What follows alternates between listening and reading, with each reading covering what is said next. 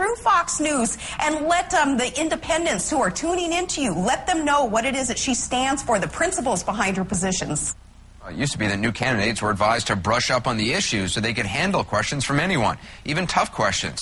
The idea behind that was that it prepared you also for actually governing.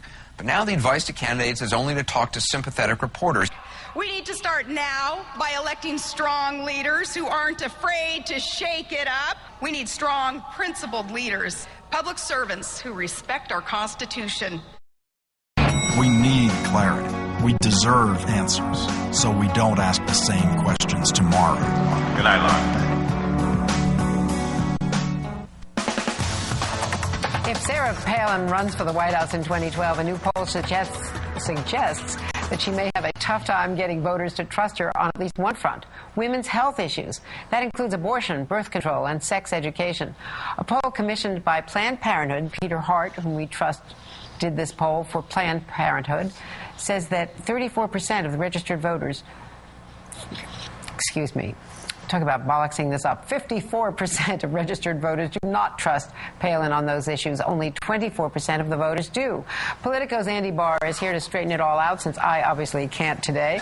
Andy, what's the significance of this poll? If you try to take a step back, it does seem, especially when you look at the independent numbers, Palin not very trusted on this issue, which is key for her. I don't think it really has anything to do with how she'd perform among Republicans. You know, she has kind of an unquestioned credential there, but it does speak to that kind of cap that insiders worry about with her in terms of her support among independent voters on a more kind of a general spectrum.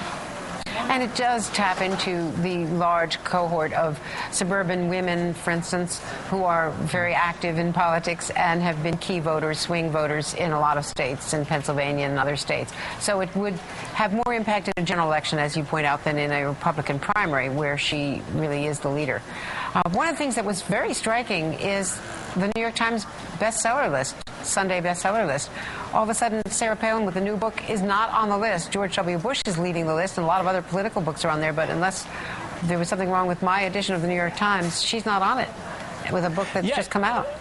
You're right. That's kind of surprising. I mean, given that everything else she's done has kind of turned to gold. The one thing with this book, though, is it's not, really her thing. She didn't write the whole thing. It's largely like a compilation, so it doesn't quite have like the same juice behind it. There aren't like the juicy revelations. Like you remember last time this year, there was like issue after issue after issue with Going Rogue that people were responding to, and everything was in the news all the time. This one, much more vanilla in nature, so not shooting up the bestseller list.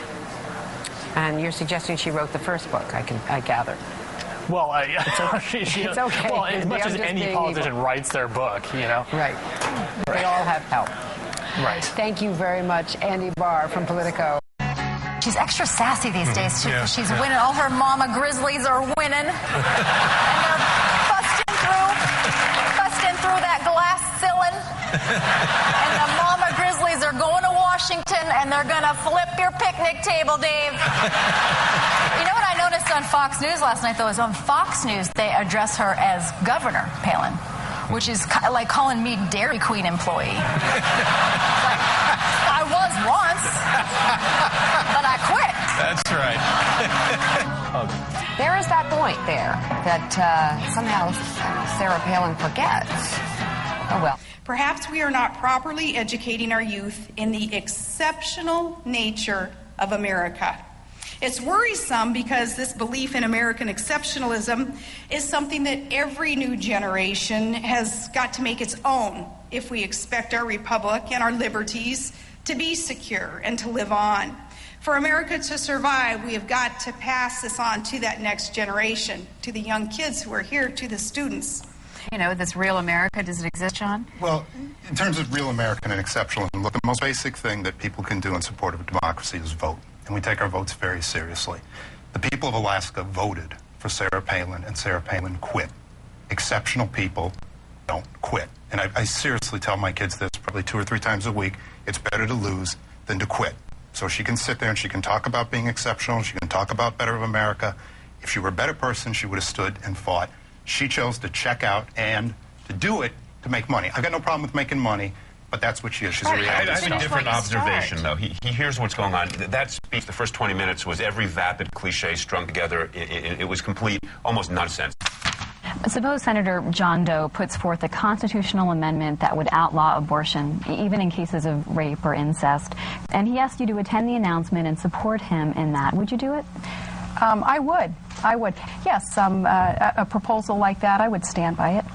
Let's be completely clear about the facts here. There is no place in the world and no time in history where restricting women's reproductive rights makes a people or a nation more free or more equal. These extreme positions on abortion are, without any question, a war on American girls and women, and the fact that there are women who are both complicit and participatory in it is really neither surprising nor unprecedented. It has always been true, and it is incredibly important that we recognize that despite the fact that we can be very proud of these women and as politicians, that the question is, how do women as citizens fare on the other side of them either being elected or not elected?